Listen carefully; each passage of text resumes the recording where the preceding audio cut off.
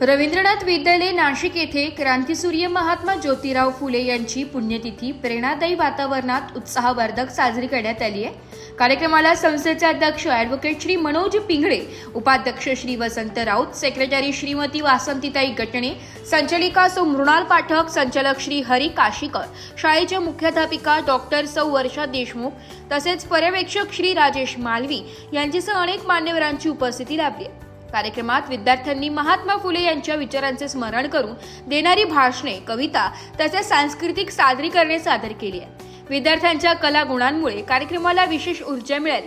या कार्यक्रमाचे मुख्य आकर्षण म्हणजे मुख्याध्यापिका डॉक्टर वर्षा देशमुख मॅडम यांचे प्रभावी व मनोहारी भाषण। त्यांचे भाषण अतिशय सुंदर, विचार प्रवर्तक आणि विद्यार्थ्यांना योग्य दिशादर्शन करणारे ठरले।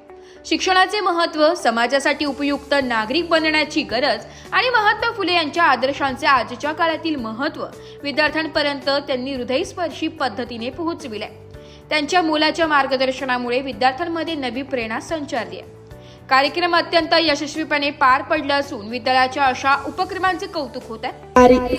समाजाने कार्य केले, त्यांनी स्पृश्य मी सावित्री, काही लोक मला माई या नावाने ओळखतात होते।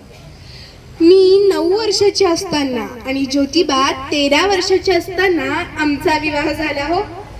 ज्योतिबांनी मला लिहायला होते, पण समाजाला स्त्री शिक्षण मान्यच नव्हतं।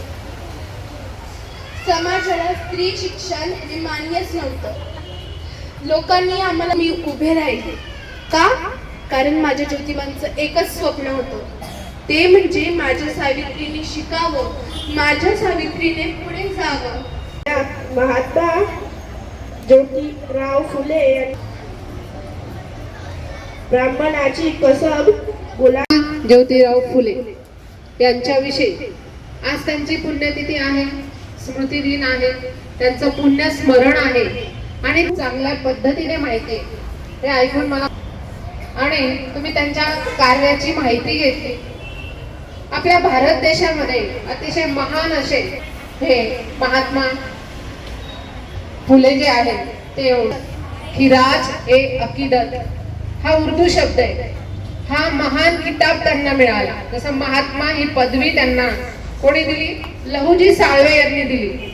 लहुजी साळवे हे महात्मा फुल्यांचे गुरु पण होते आणि अंगरक्षक पण होते।